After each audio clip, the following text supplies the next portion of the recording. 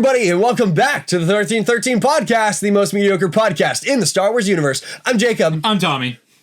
And we could only afford two hosts again this week, but you guys Jackson didn't cough was the up. one who got cut from the payroll. Yeah, you guys didn't cough up this week. So, goodbye, Jackson. Thank you guys for... I lost my entire train of thought. With that, I'm Jackson. Dude, I know.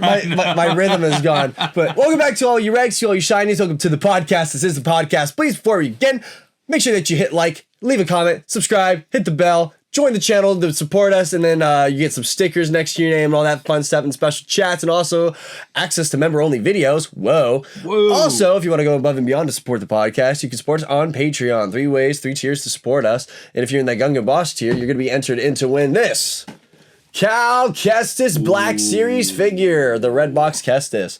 So if you don't have this and you want it, make sure that you just support us on Patreon for your chance to win this figure. And if you haven't already, follow us on all of our social media, that being Instagram, Twitter, TikTok, and Twitch, and join the Discord. Links are all in the description below. And if you're a patron, merch is now soft launched to you, so you can check out that merch store. And if you see any new updated designs that you want to grab, go ahead and grab it. Sweet. Yeah. So, how was your week? We're getting better. I don't want to go into... most of you watching by now know what happened, but if you don't, you're not gonna. So, but... 1313 iceberg. Deepest water. The deepest water.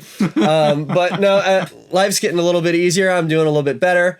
Got my trip to Florida next week, so that'll be a lot of fun. Still looking to get myself a bike. I almost got one. And then the guy I was meeting up to buy it from some guy, and then he's like, "Oh, by the way, I don't have the title for it, and the plates were from Vermont." Nope. So you definitely stole it. So I was like, it looked really nice. I really want it, but it was too sketch for me. Then you'd be getting hit with a felony 2 receiving stolen property charge. That would be wild. I know. So not only would you pay for the stolen bike, you would not get that money back. And you'd go to jail. So crazy. I pulled out of that last minute. So kind of bummed, but oh well, just gotta wait. Probably find something nicer. But yeah, not a whole lot else going on. Just busy. Yeah. As of today, recording this, I recorded, I think, 8 action figure reviews. I've edited 3 of them. I started to edit the 4th one, and then I got really tired, and I was like, I'm gonna take a nap. So I'm working on those. Those will be coming out starting this weekend. And then I have approximately 10 Micro Galaxy Squadron products that I need to review. Okay. So I'm finally getting through the backlog of stuff. It's literally just been months of accumulation, and then we had that huge dump of Black Series from like October to December. Mm-hmm. And so I kind of put like a ton of stuff on the back burner while I was kind of just doing all the new stuff. Mm-hmm. So I'm glad to be finally caught up and actually be able to like open up and display the things that I've been buying. But yeah, I mean, aside from that, it's been just the usual, you know, just working on my Star Wars room a lot. I got a futon, so that's cool. Nice. Yeah. But yeah, so I mean, other than that, there's not a whole lot going on. Mm-hmm. Yeah. Not a whole lot of the Walmart Con thing is happening with the new Night Owl figure and everybody hates apparently. I mean, it's just a reprint of Cosca Reeves, so I don't care that much. Yeah, what's the deal with it? I don't get it. I'm kind of on a product hiatus right now. Yeah, like nothing has been coming out that like for anything that like really has me interested. Even like the banger Lego sets that have been dropping, like the Ghost, the Gunship. I didn't get any of them. It's like not only do I just not have space, it's like I don't want to say I'm falling out of collecting, but it's I'm definitely slowing down. I feel like it ebbs and flows. I mean, a lot of people I talk to like kind of dip in, dip out. You know, who knows? So there's that stuff, and then the new Hot Toy Mandalorian, which looks pretty cool. Looks sick. I'm not gonna get it, but yeah, me neither. Not enough space on the show. I'm waiting for that the Kenobi Vader to come in. I know Skywalker Hendricks just did a review recently of that. Yeah, but that man like grabs things from the Shadow Realm with his little pocket portal that he has in his back room, so he gets everything early. Yeah, he nether travels. 4 blocks in the overworld equal 1 in the under. But no, yeah, product wise, nothing crazy. But when it comes to Star Wars news, there's gaming news has been all over the place. this last week. Dude, pinch poke, you owe me a Coke. So we're going to do, I think we'll talk about these in order. The first one's good, the second one's bad, and the third one's good. So we'll edge you with some good news, and then we'll blue ball you with some bad news, and we'll edge you again with some more good news. Yeah, but you're not going to finish. Anyway. So do you want to, I'll take the first one here. Yeah. So the big announcement that came almost a week ago now was the announcement of the Battlefront Classic Collection. And this was a thing that I never ever thought was gonna happen. It literally came out of nowhere. Like, I never heard rumors about this. I didn't hear anything, and it was just all of a sudden there was a trailer one day. Hey, Battlefront from 2004, and then Battlefront 2 from 2005. You can get them both, and they're gonna come with all the DLC, and it's online multiplayer 64-person lobbies. I was like, what? So I'm super excited. They're adding a lot of new content, and it's gonna be dopeness monster to finally play, because that's one of those games, like, I always wished I could play those games with like our current group of friends that we play video games with, and so I'm excited now that I can actually do that. So it's a dream come true, and the game, I think on Xbox, if you have like the current Battlefront 2, I think it's like under $40 to pre-order it. It's like $29. You get like a 10% off, 20% off thing. So I mean, hey, I'm here for it.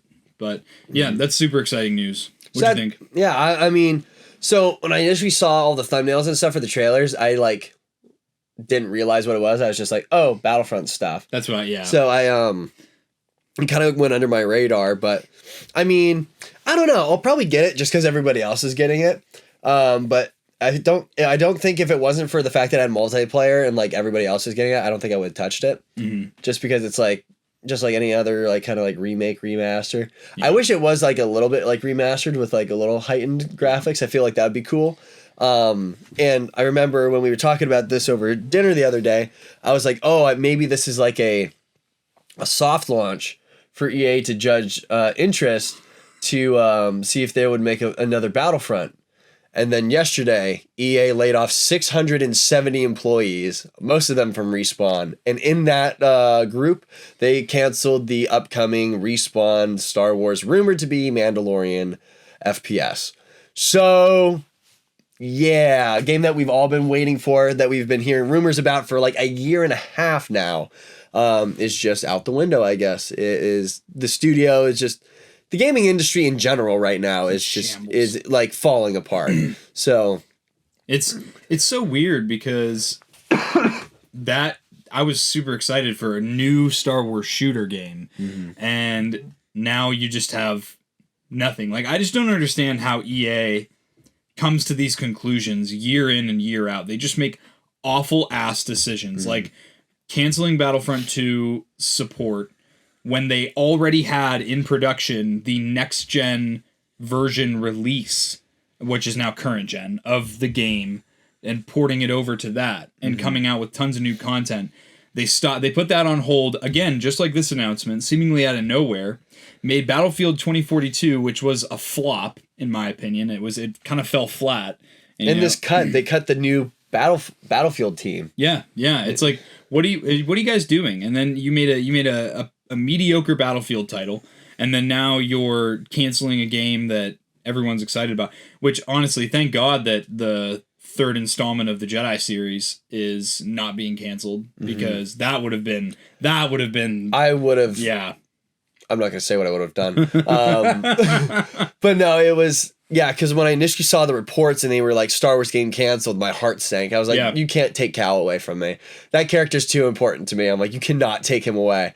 So I'm very glad at least he's surviving. Jedi survivor. But yeah, it's really disappointing just because EA was cutting most franchise titles and licensing in this studio cut. So it doesn't make a whole lot of sense. It wouldn't surprise me because I remember probably around this time last year, there was tons of rumors about Ubisoft maybe going under. And now I wouldn't be surprised if the rumor mill started going about EA maybe going under. But it's like, I don't know. I don't, something has to change in the gaming industry, and I don't know what it is because I'm not in it whatsoever. Yeah. Like what happened to where we got to this point where there's just all the games are being infinitely like delayed and canceled, and like I feel like if your game doesn't have live service, it's not going to succeed. But then again, like we're in this weird era now where you have these Twitch streamers. Like Rainbow Six Siege was pretty much a dead game until Jinxie came around, started playing the game, and then it like exploded in popularity. And same thing with like other streamers. Like it honestly reminds me of how YouTube was back in like the early 2010s, where like games were popular because personalities online were playing them, not like, I think honestly that might be what it is, because I think if you think about it, like when Twitch first came out and stuff, all that was popular was Fortnite. Like if you played Fortnite, you got popular, and it wasn't about your personality as a content creator. It was about the game you were playing. It was like, and it was how good you were. Right. But now it's like, it's the same thing with Schlatt and a tribute to Minecraft, how it like brought that back, and then we had all the SMP Live stuff. Yeah. And all that, like that revitalized that game. It's like, we need something like that for the entire industry, because there's just, I don't know, there's nothing new coming out that's other than Indiana Jones: The Great Circle. That's the only thing I'm looking forward to. That and Outlawed, which is like, it's a Indiana Jones game and it's a Star Wars game. Yeah. So it's like, of course I'm going to want them. But like before it was like, oh, Destiny 2. I was super into that. I was super into Call of Duty. Titanfall. I actually, Titanfall. I looked forward to Battlefield games, but now it's just like, it's become this just cash cow. And I feel like they need to kill something to make something new. It's because the corporations that have bought out all those developer companies are in charge of them and telling them what they, and now you get announcements like this where Respawn would have killed an FPS Star Wars game. They would have crushed it. And then Titanfall EA, gameplay with it would have been so good. EA comes in and just sweeps it out from under the rug, or sweeps the rug out from under them, and it's just that's all EA. And I don't want to hear anyone say that it has anything to do with the developing team, because that's not them. They don't write the checks. I think we need to move in a different direction. But, there is a light at the end of the tunnel in a way. So apparently, as of literally like a few hours ago when we're recording this, KOTOR is apparently, the remake is happening again, when it was kind of dead in the water. And kind of in limbo, in purgatory. Now we have KOTOR is the developing company that was making it and not making it, but making it, but not making it. They got bought out for $500 million. And now it's like a private group of investors rather than a corporation that is taking It's just control. Dave Filoni. It's just Dave. It's actually all of the Darth Revan profile pictures on YouTube and TikTok. They all came together. Darth John 1979 and all the guys like that. Divorced dads that listen to Creed. They've taken their midlife crisis money and they've pooled it to make the KOTOR remake. So. But I mean, either way, I'm kind of like meh on this because it was initially supposed to be a PlayStation exclusive. That's true. Maybe it won't now. Maybe we'll get lucky. I don't know. Yeah. I want to hold my breath. But yeah, I don't know. We'll see. It wouldn't surprise me if by Tuesday they're like, Psych KOTOR is getting slashed. Just because of how rapid things have been. Like, it's coming out, it's not coming out. I wonder if Eclipse is going to come out. The last thing I heard about, we were just talking about this last night. I was talking to Hybrid about this. It's like that game, the last thing I heard about it was that it's not slated to come out till 2027 or 2028. What? Why'd you release a cinematic trailer then? They released the cinematic trailer to get devs on board. That's true. It was like it was like supposed to be like an advertisement for like, hey, game creators, come work for us so we can make this, please. Yeah, good point. So I don't know. It's just, I think the entire industry right now, especially like with leaks and we're getting all this information like well beforehand. So then when things get chopped, we get disappointed about it. Life is so much easier when you had no clue that things were being made or coming out and things like that without like all these rumors and like releases or like announcements 7 years before it comes out. Too many hands in the pot. Yeah, it's like with the same thing with the Star Wars shows. Don't tell us something's coming out until that you have that trailer dropping. And you're like, it's coming out on this finite day. Until you're at the point of no return as far as production goes. Yeah. So Outlaws is definitely at a point of no return. And I'm very, very excited for Outlaws. I'm excited to see something a little different. Because it's still like, I feel like it's going to be in the same kind of vein as the Jedi series, where it's going to really grab me by the narrative. And and hopefully it'll just be a fun open world game that I can play. Yeah, I'm growing up. It's funny because Jackson was always like the multiplayer guy, and I was always the single player story guy, and those lines got blurred like around high school and stuff. But I think it's kind of fallen back. Like if I'm getting on Xbox, I want to play I just want to relax, play something by myself, just be quiet and like enjoy story. So that's why I adore the Jedi series so much, and I grew up playing Assassin's Creed. I love the Ubisoft engines, so I'm really, really excited to get Outlaws, and hopefully it has a little bit more open world feel rather than how technically the Jedi games are open world, but it doesn't. It just kind of feels like you have a limited sandbox rather than like something like GTA. Yeah, but with Jedi though, like I was so focused on like what I needed to do that didn't. I don't think that ever like even crossed my mind. You know. Yeah, the path always like it takes you in the way of the story, and then it kind of like serves its purpose in that way. And when the story's good, that also helps. Yeah, I feel like it would be so cool if we had like a GTA style Star Wars game, like where it's like complete open world, complete freedom. But like I don't care. It doesn't even need to be a shooter game anymore. Like I just want a game that I can like squad up with my friends and just play a Star Wars game, like be immersed in the universe and be with a group of friends. Whether it's like a Destiny style game or I feel like if they did like a complete open world, mass multiplayer Star Wars game like that, it would kill. It would be so good. And if it's a game like that, I wouldn't want to like be like, oh, like I'm a clone trooper, or oh, I'm a rebel. Like I would just want to be like a bounty hunter or a smuggler or mercenary. You just take jobs for whatever side and you just go, you know, pick your species and all that stuff. Yeah, it'd be cool. Yeah. But we don't get anything now anymore, apparently. No, we don't. So to be determined for all the Star Wars gaming news. It's been a weird week after seemingly no news for a very long time. Now all of a sudden things are canceled and going and canceled and going. So. Within 24 hours. Yeah. But something that is going would be Bad Batch. The Bad Batch Season 3, Episode 4. Yeah. Different approach. Yeah. Initial thoughts, what are we feeling on this one? Yeah. It was I mean, it didn't blow me out of the water. Yeah, right. But it was like things are happening a lot faster than I thought they were gonna. Same. I didn't expect Omega and Crosshair to really get out of there and get back with a crew so fast. I like that they met on the moon where they taught Hera how to fly. Yes, I did catch that. That. But it was that cliffhanger had me more like than the rest of the episode. Yeah, same. Oh yeah. Just because I don't know, it was a filler episode. No, it was a filler batch. Definitely a like a reset point for you to like be like, okay, this is where Omega's character is, and this is where Crosshair's character is, and this is how like their dynamic's gonna be for the rest of the series, or like it was like a stepstone for their character pieces, right? Because they're gonna move drastically throughout the season. At least I think Crosshair is gonna.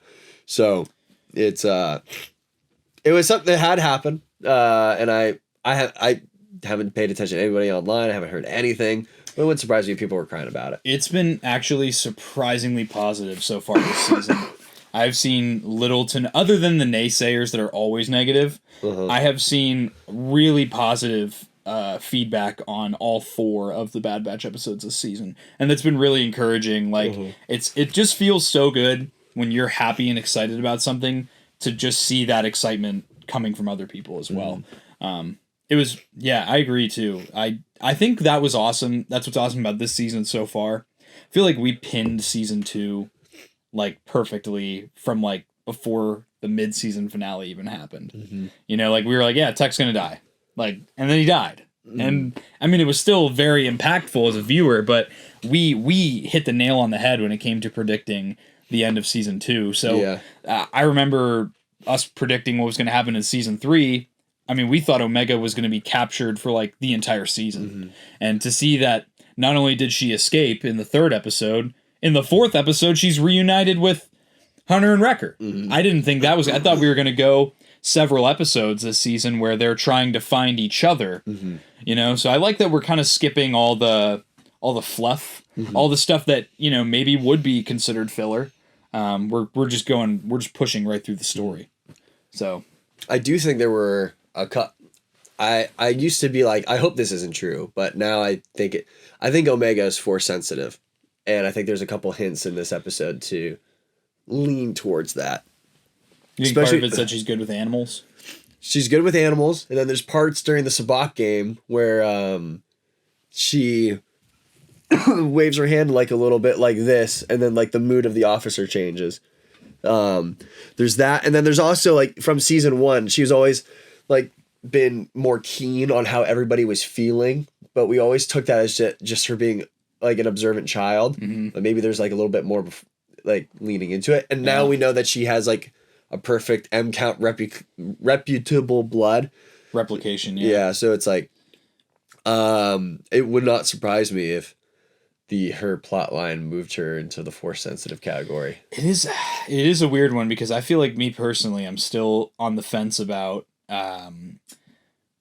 if her genes have been mutated. I think honestly, because if you remember back in season 1, they mention there are 5 genetically altered clones, and the Empire thinks it's Echo, but it's actually Omega. Turns out to be the 5th one.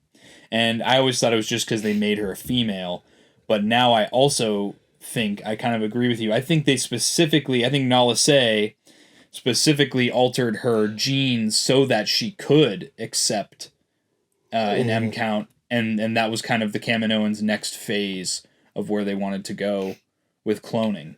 And I think that's why Nala Se has been so careful, well, at least in the first couple episodes, to not let Omega's blood be tested. Because that was the Kaminoans' plans for Omega, probably from the beginning, just to make a Force-sensitive clone. So, yeah. But it's super interesting to see how this is all going to play out. I have no idea. I think I know how it's going to end.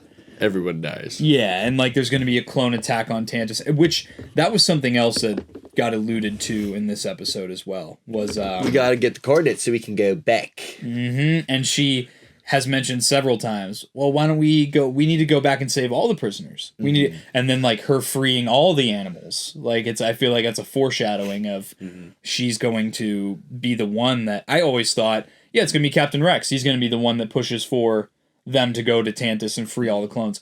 But now I kind of think that it's going to be Omega kind of rallies Rex to be the one to lead the clones to go try and take over Tantus and free all the others. Yeah. It's either going to be that or Thrawn's going to show up and then Darth Vader's going to get there and then Darth Maul will be there. I'm still holding on to Thrawn being in there. I would love it. I'm not getting my hopes up though. But wouldn't it make sense though? Because we had Ahsoka first. We've built that up. Now that Thrawn is directly tied in with this plan of Project Necromancer. I think it would... with the books, though, I don't know how it would tie. Just because that would have to be like a gap that they left out of the books, or that would... Because I don't want them to just go, everything in the books is now retconned because I did one thing. Because that would make me sad. And this is really early on in the Empire, too. Yeah, so it's like this part would have to be Thrawn is either just getting out of the academy or he's in the academy right now. So I don't know where that lies. But if there's like a mission with him and Vanto and they're just like, do this. But at that point, he's not an admiral yet.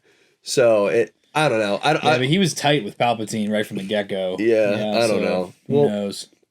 We said all in good time. All in good time. All in due time. Yeah. This episode had some great little details as well. I liked the fat Imperial captain. It was pretty goofy. Yeah. I've never seen somebody built like that before in that animation style. Dude, just like the Lot Durd, the human Lot Durd. I am a Lot Durd. Lot Durd. I'll be defoliated. I also really like the TK troopers with the ponchos. Yeah, that kind of went hard. And then some of them had the big goggles that went over the top. Also went hard. That was dope. It's a mix between TK and Mimban. So, do you think that was a Rathtar that ate the captain? Oh, it is 100%. Yeah? Okay. Same sound. Yeah, that's true. Very Jurassic Park of the that setting, like with the cage shaking and the people hitting it with electric sticks. I thought they were gonna mirror that whole sequence where they're like they open the gate and the one guy gets grabbed. Yeah, I thought they were gonna mirror that whole sequence, but I agree, it was absolutely Jurassic Park. Yeah, I mean, solid episode. It's nice to see too that it's very the narrative is pushing forward very directly. You know, I thought for sure this was going to be, when I read like the description, like Omega and Crosshair, blah blah. You know, they're gonna, maybe Crosshair learns a lesson about, you know, being nice, and then they are, you know, they get off planet, but they don't know how to find Hunter and Wrecker. I thought the episode was going to end when Hemlock is standing at the crash. Yeah. And I was like, oh, that's, I mean, hey, leaves me wanting more. And then we got that end scene. That got me, dude. That end scene got me. That was. Made you cry? I didn't cry, but I definitely got choked up. Just seeing, like, Omega was just crying. And, you know, seeing her reunite with Wrecker and Hunter. And so I guess the question is, what do we think about how this dynamic with Crosshair is going to go? Because it does not seem like Hunter or Wrecker are going to be very welcoming of Crosshair back into the squad. Be really bad until within the last 3 episodes something happens and Crosshair sacrifices himself, and then they feel bad about treating him like he's going to sacrifice himself. Yeah. Oh no! Thank you, Tommy. Yeah, I don't know, because it's not going to be like they're going to slap a Band-Aid on it and it'll be okay. Because if they do, that's dumb. well, this is good narratively, though, because we need to have our other characters care about Crosshair as much as we, the viewers, do. Because Hunter and Wrecker don't like him. Don't know anything that happened. They don't know about that episode with Cody or that episode with Mayday. Like, we as the viewers, we know that. We got to see Crosshair develop and develop an actual sense of caring for the Regs. Yeah. You know, and not even for the Regs, Regs, just starting to question orders now. Yeah. It's like a slow burn of DJ Khaled? I was gonna say Agent DJ Callus. Agent Callus. Mm-hmm. So I think this will help, though. It'll help us attach more to Crosshair, so when he dies horrifically, we can be more sad. Is watching the other characters dive deeper into learning to trust him again. It's burying the dead place. I can't wait for that. That's gonna be great. Hey, I actually, while I'm thinking about it, I have a couple screenshots from the latest Bad Batch trailer that dropped right around when the newest episode came out. Who's that? That's a wanted guy. So we have this snow episode that we never saw before. That's Crosshair in his armor with Hunter. You can see his little red thing on his shoulder pad and then his helmet. And then we have this shot is on Tantus of TKs with Lurka Hounds. I thought that was from the episode that we already saw. No, because there was only one Lurka Hound. Or the Lurka Hounds were fighting that ape thing in that one episode. Yeah. Then we have this one. This is Hunter and presumably Crosshair with a Venator looking over Pabu. So that is Pabu. Yeah. Yeah. So that's interesting. And then, of course, you have Captain Rex with no pauldron again. Yeah. It looks bad. I don't. Hey, at least, if you have your Bad Batch Rex figure, then now it's accurate because that one doesn't have a full pauldron, so you can just pop your the little gray thing off your Rex. And according to Out of the Basement, Redbox Rex is the most expensive Black Series figure right now. It's either him or the Archive Anakin, but both of them are the most expensive right now. Rex is well into the triple digits right now. Yeah, he's like 110, 120 or something silly. But thank goodness I have 2. So, what do we... I'm just trying to figure out how these shots all lay out. So, obviously, the Empire gets... maybe they're at Pabu because maybe Hemlock is just combing the entire galaxy to find Omega. But we know that there are other clones there because the 3 cadets are there now. Yeah. So... that kind of makes me, if the Empire shows up and they see that there are clones there, well, they're property of the Empire. They're going to just take them and bring them back to Tantus. Yeah. So, I don't know, man. I'm worried for how we're going to get to the Tantus attack. Because it's coming. I mean, at this point, like we talked about, it's been foreshadowed that the Tantus attack is coming. And, yeah, dude, I think that we got some good stuff set up. I kind of wish that the episodes weren't so short. Agreed. Kind of wish that Give us more content. Low key, I kind of want. I know I usually say I hate when they do this, but I kind of want the whole season to just drop all in one day, so I can just binge the whole damn thing. I don't. Gives me something to live for every week. The slow burn, man. But it's not a slow burn anymore. It's. Oh, dude, I'm dreading this end of this show. I'm gonna be in shambles, man. I'm really excited because, in the words of Dave, I don't know if we talked about this, but Dave was going on about how this is going to be the most important Star Wars show because this is connecting everything. Everything. So prequels, sequels, OT, all the shows. Apparently, this is the fulcrum point for all of it.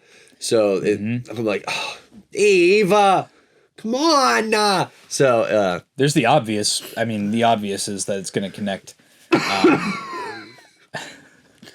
I saw specifically Rise of Skywalker get mentioned as something that's going to connect. Yeah. So, I mean, obviously that's the Palpatine thing. And, you know, I feel like at this point in the fandom, you either have completely checked out and you're not going to like it no matter what, or you're going to buy into, okay, yeah, this is how Palpatine shows up in Rise of Skywalker. And honestly, I'm here for it, you know? I mean, they even alluded to it in Rise of Skywalker when the one dude who I never cared to know his name was like, cloning, secrets only the Sith knew. So, I mean, it's all gonna come around. It's all gonna come together. You just gotta let it cook. Cloning, secrets only North Korea knew. Hamburger, secrets only. You ever hear that? What? That what was it was Kim Jong-il was Kim Jong-un's dad. Yeah.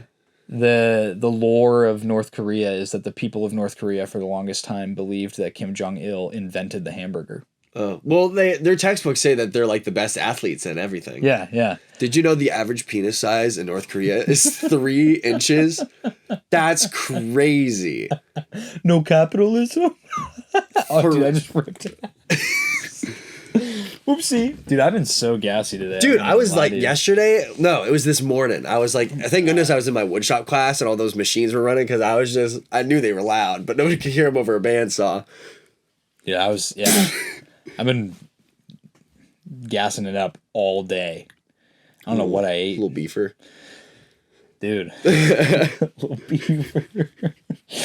Let me think. I feel like there was one more thing I wanted to mention about this episode that was like of note. But let's see.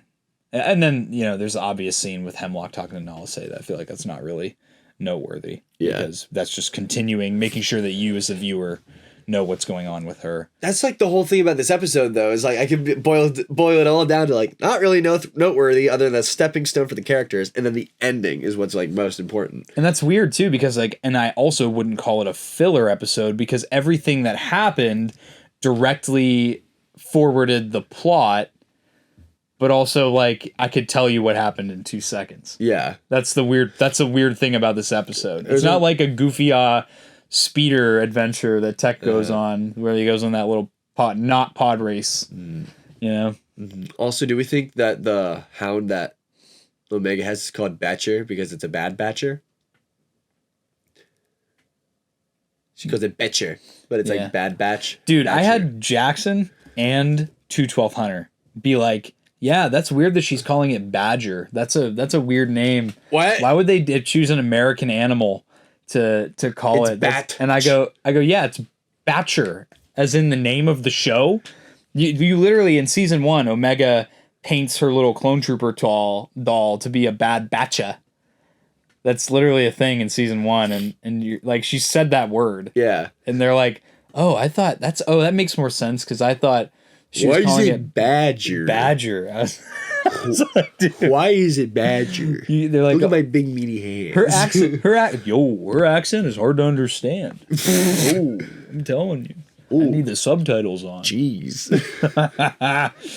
Yeah. I mean, other than that, man, I really don't have anything else that's noteworthy to even bring up from this episode. No, it's like nothing happened, but everything happened all at the same time.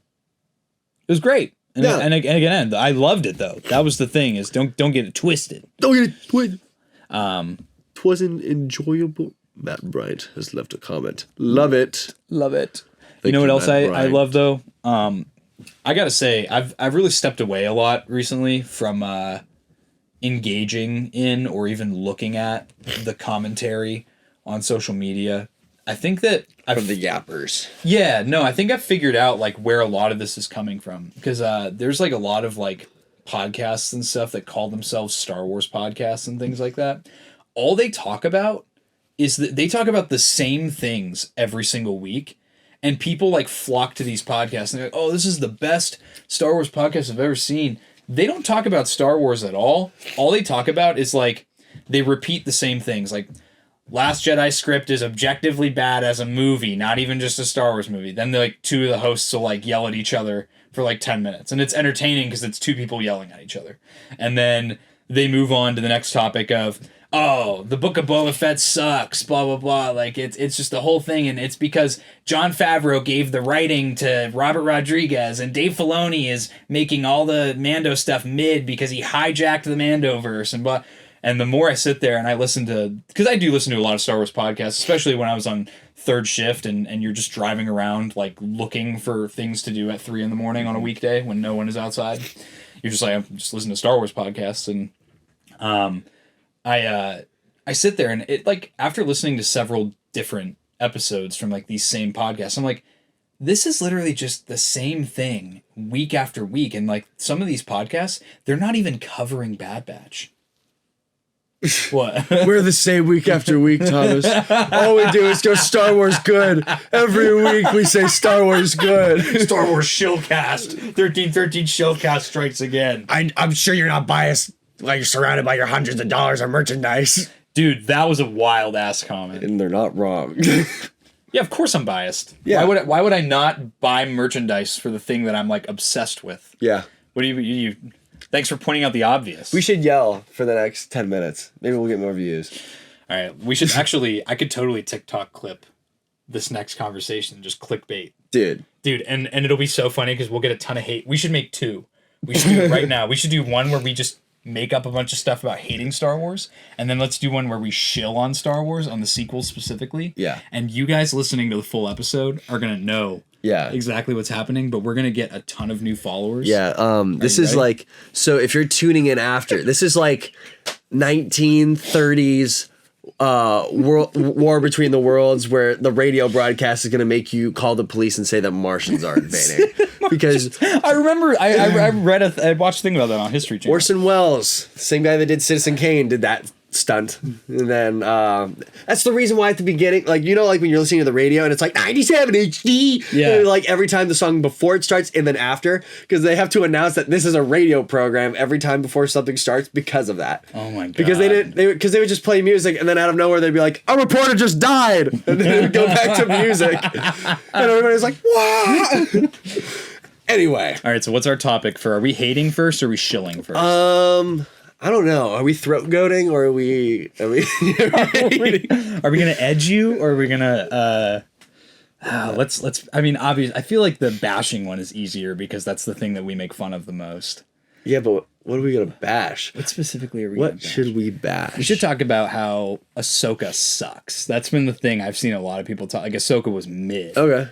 And we have to talk about things that we have, well, you would have more knowledge on, but I have no knowledge on, like tone and writing and dialogue and things that, like, realistically, I have no expertise in whatsoever. Mm-hmm. Okay. You know? All right. Cool. Here we go. Do you want to kick it off? Or you want me to? I think you should kick it off, and Okay. I'll just build off of it. We need to be super, like how our vlogs used to be when we used to figure out vlogs. Dude, I watched you do a rant about a Walmart employee one time when you and Jackson did your Christmas vlog. And we were standing there with the paint, and they were just helping all the other customers. I don't remember this. I gotta look at that. I gotta rewatch that. Also, we have aged so much in 3 years. Yeah. Like, we all look like babies. It's ridiculous. Mm-hmm. Anyway, all right. Ready? So, dude, the Ahsoka show. I don't know if I'll be able to do this. Okay. I just let you know, if I start laughing, I'm gonna fart. If I start yelling, it's gonna get stinky in here. All right. All you audio listeners, love you to death. I hope you're excited for Oh, it this. already is happening. This is welcome to the improv cast. All right. So now I'm really tired of seeing all like the the positive about the Ahsoka show, because I've been rewatching it, and I'm gonna keep it a buck. I think it's fucking awful. Dude, if you like the Ahsoka show, you're really just a prequel shill. I mean, that's really all it is. I mean, you think that Ahsoka is good, but it's not, because you just saw Anakin Skywalker and you think Ahsoka is good. I mean, dude, the pores don't even stretch on Anakin's face. They forgot his scar in one of the shots. That first shot where you see Anakin, it's like, yeah, we're gonna do this, and it's like, did the VFX artist have something else going on that day? Because it looks fucking terrible, dude, and not to mention how shallow the storytelling is. Like, literally, it's like, so you got this nice concept with great characters, and then you just throw them into a sandbox, and then you create the most shallow, money-making, it seems like Dave Filoni really just took the reins and then just wanted to play things out and let things feel, because they let him hold the camera for once. Dude, it's like he puts action figures in a sandbox and just closes the lid and shakes it up, and whatever comes out of the sandbox is what he makes as a story. He's an awful storyteller. Because initially on the hype, I was like, this show is the greatest. But after these rewatches, it's just the story is bad. The pacing is so long and drawn out for so many things. Lots of stuff doesn't even start to happen towards the end of the season. And by the time you get to the halfway point, you lost my interest. Yeah, you had it at the beginning when I was just excited for something new to come out. But on this rewatch, it's so painful to sit through, because it's just gooing on its own ideas, and the fact that it exists in its own microcosm. It's like, oh, I'm this.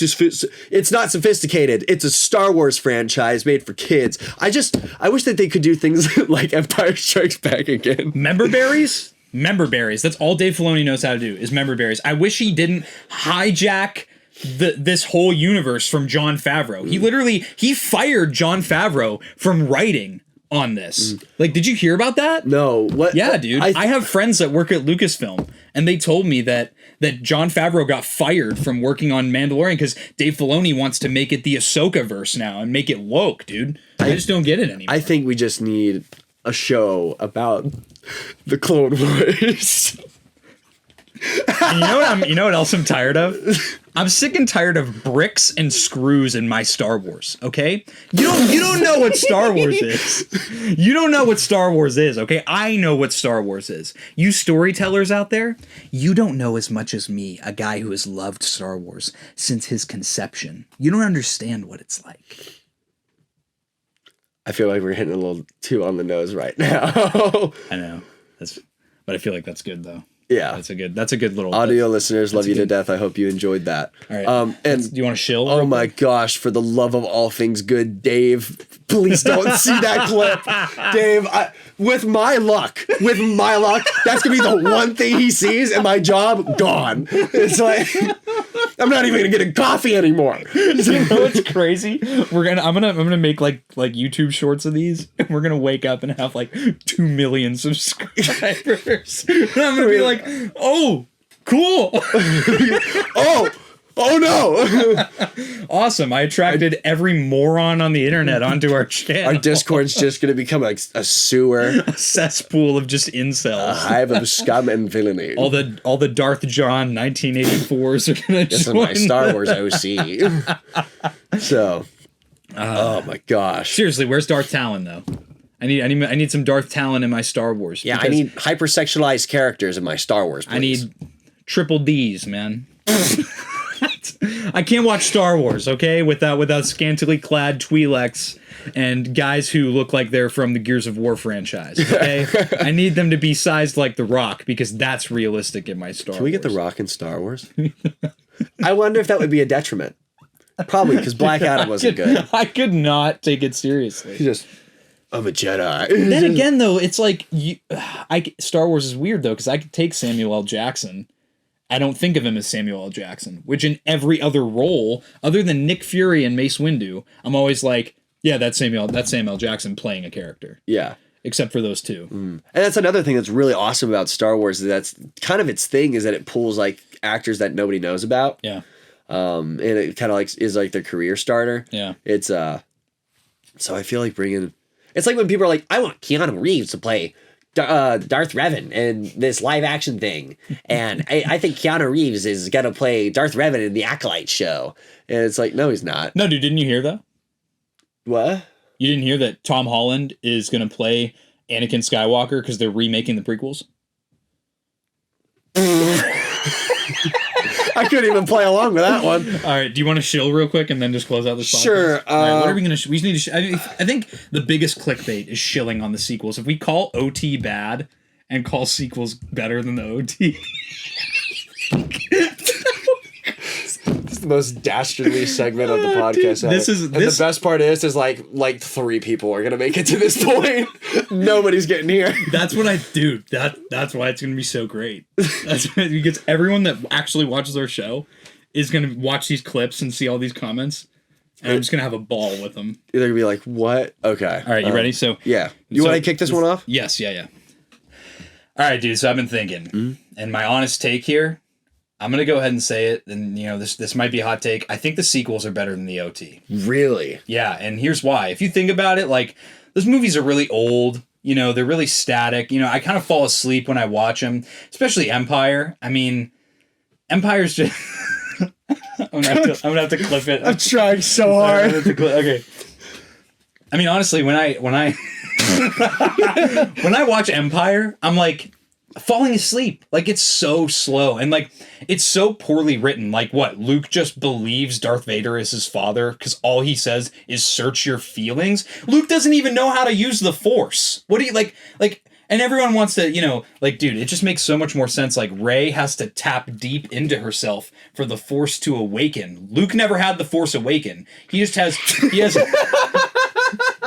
You dropped the name of the movie twice. He just has Obi-Wan sniffing his ear as a Force ghost, being like, "Oh, Luke, do this, do that."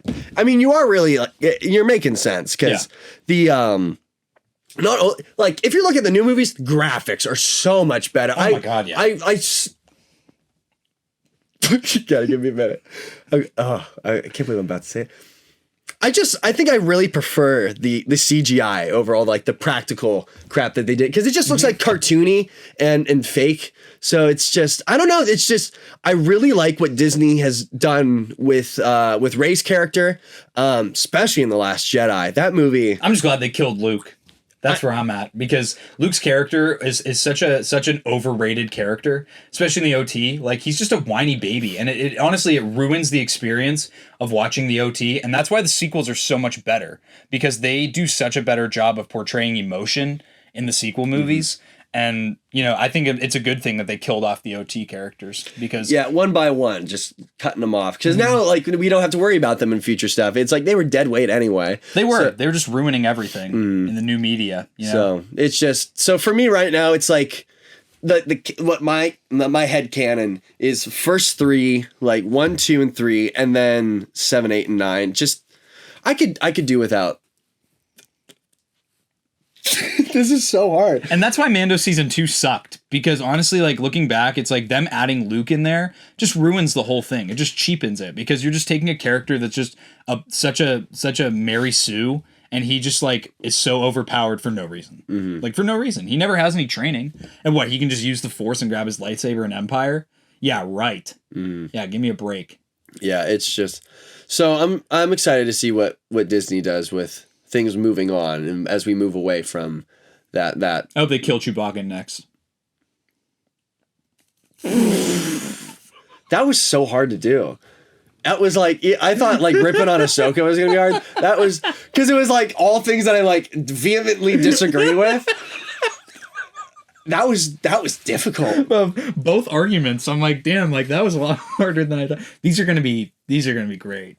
They're either going to do numbers or they're not going to do shit.